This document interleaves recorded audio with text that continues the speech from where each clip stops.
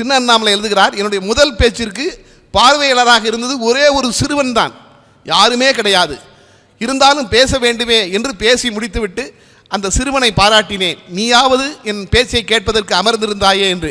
அவன் சொன்னான், அதெல்லாம் ஒன்றுமில்லை, நீங்கள் நின்று கொண்டு பேசி கொண்டிருக்கிறீர்களே அந்த பெஞ்சு, அது எங்கள் வீட்டிலேருந்து எடுத்துகிட்டு வந்தது, அதை எடுத்துகிட்டு போகிறதுக்காக நான் உட்கார்ந்துருக்கிறேன். ஏன்னா அவருக்கே அந்த நிலைமை. சின்ன அண்ணாமலையுடைய திறமையெல்லாம் நீங்கள் கூட தெரிந்திருப்பீர்கள். அவருக்கும் என்எஸ் கிருஷ்ணனுக்கும் நடந்த ஒரு பெரிய போட்டி என்று கூட சொல்லலாம், ஒரு பந்தயம். கலைவாணர் என்எஸ் கிருஷ்ணனும் அவரும் நம்முடைய மகாத்மா காந்தி சுடப்பட்டு 30 நாட்கள் பிரார்த்தனை கூட்டம் சென்னை தியாகராய நகரிலே இருக்கிற தக்கர் பாபா வித்யாலயத்தில் நடந்தது. 30 நாளும் நடந்தது. அந்த 30வது நாள் பேசியவர்கள், அது சிறப்பு கூட்டமாக நடத்தப்பட்டிருக்கிறது.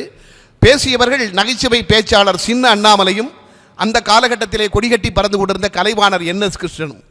இந்த 2 பேரும் தான் அந்த கூட்டத்துக்கு போயிருக்கிறார்கள். 2 பேரும் ஒரே காரில் தான் போயிருக்காங்க.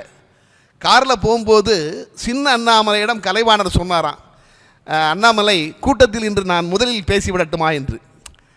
அவர் சொன்னாரா, அண்ணாமலையை பேசுங்களேன் என்று சொல்லியிருக்கிறார். உடனே என்எஸ் கிருஷ்ணன் சொன்னாராம், நான் முதல்ல பேசி நீங்கள் 2வது பேசுனா என்ன ஆகும் தெரியுமா? என்ன ஆகும்? நான் பேசணுன்னா என் பேச்சை கேட்டோன்னா கூட்டத்திலலாம் எந்திரிச்சு போயிடுவாங்கங்க, நீங்கள் வெறும் நாற்காலியை பார்த்து தான் பேசணும் அப்படின்னாராம். சின்ன அண்ணாமலை சொன்னாராம், அதெல்லாம் கிடையாதுங்க, என் பேச்சை கேட்பதற்கு ஆட்கள் இருப்பாங்க. கலைவாணர் சொன்னாராம், பந்தயம் கட்டுவோமா? பந்தயம், ரைட், எவ்வளவு? 1000 ரூபா பந்தயம். 1940 1000 ரூபாய்க்கு டி நகரே வாங்கிடலாம். 1000 ரூபா பந்தயம் கட்டியிருக்காரு சின்ன அண்ணாமலைகிட்ட என்எஸ் கிருஷ்ணன். அவர் சொல்லியிருக்காரு, நான் பேசி எனக்கு அப்புறம் நீங்கள் பேசுங்க, அரை மணி நேரம் பேசணும், கூட்டத்தில் யாருமே எந்திரிக்கக்கூடாது, அரை மணி நேரம் பேசிடும், 1000 ரூபா பந்தயம் இருக்காரு. 2 பேரும் கூட்டத்துக்கு போயிட்டாங்க. பிரின்சிபால் பள்ளியினுடைய முதல்வர் முதல்ல சின்ன அண்ணாமலையை கூப்பிட்டுருக்காரு. என்னென்னா சிறப்பான பேச்சாளர், அதற்கு பிறகு பேச வேண்டும், புகழ்மிக்க என்எஸ் கிருஷ்ணன். அவர் பேர் முதல்ல சின்ன அண்ணாமலை கூப்பிட்டுருக்காரு. என்எஸ் கிருஷ்ணன் இல்லை, நான் முதல்ல பேசிடுறேன் என்று சொல்லி முதலில் கலைவாணர் என்எஸ் கிருஷ்ணன் பேசியிருக்கார். பேசி முடிச்சுட்டு போய் உட்கார்ந்துட்டார். உடனே சின்ன அண்ணாமலை அப்படியே வந்தாராம். அவர் பேசி முடிகிறதுக்கு முன்னாடி முடிக்கிறார். முடிச்சோன்னே அங்கேருந்து வேகமாக சாந்த காந்தி சத்தியத்தின் சங்கநாதம் கேட்குது, சங்கநாதம் கேட்குது, சாந்த காந்தி சத்தியத்தின் சங்கநாதம் கேட்குதுன்னு பாட ஆரம்பிச்சிட்டார். கலைவாணர் போய் உட்கார்றாரு. இந்த பாட்டை மறுபடி சின்ன அண்ணாமலை பாடுகிறார். கூட்டத்தினரும் அந்த பாட்டை பாட ஆரம்பித்திருக்கிறார்கள். சங்கநாதம் கேட்குது, சங்கநாதம் கேட்குதுன்னு அவங்களும் பாடியிருக்காங்க. 10 நிமிஷம் அந்த பாட்டை பாடியிருக்காரு. பாடி முடித்த உடனே சின்ன அண்ணாமலை கூட்டத்தினரை பார்த்து சொன்னாராம், அன்பர்களே, நீங்களும் நானும் அண்ணல் காந்தியின் பக்தர்கள். காந்தியை போலவே நாம் எல்லோரும் கூட்டு பிரார்த்தனை செய்வோமா? செய்வோம் செய்வோம் என்று சொல்லியிருக்கிறார்கள். ரகுபதி ராகவ ராஜாராம் அது ஒரு 10 நிமிஷம் அந்த பாட்டை பாடி பிரார்த்தனை பண்ணியிருக்கார். 20 நிமிஷம் முடிஞ்சு போச்சு. பந்தயத்தில் ஜெயிக்கணும்னா இன்னொரு 10 நிமிஷம் தான் பாக்கி இருக்கு. உடனே அங்குதான் சின்ன அண்ணாமலையுடைய திறமையை பார்க்க வேண்டும். அவர் சொன்னாராம் கூட்டத்தினரை பார்த்து, அன்பர்களே, நானும் உங்கள் கலைவாணர் என்எஸ் கிருஷ்ணனும் ஒரே காரில் தான் வந்தோம். காரில் கொண்டிருக்கின்ற பொழுது கலைவாணர் சொன்னார், அண்ணாமலை, இன்று கூட்டத்தில் நான் முதலில் பேசிவிடுகிறேன் என்று சொன்னார். நீங்கள் முதலில் பேசுங்கள், அதற்கு பிறகு நான் பேசுகிறேன் என்று சொன்னார். எதற்கு என்று கேட்கின்ற பொழுது அவர் சொன்னார், இல்லை, நீங்கள் பேசிவிட்டு அதை தான் சொன்னதாக சொன்னார்.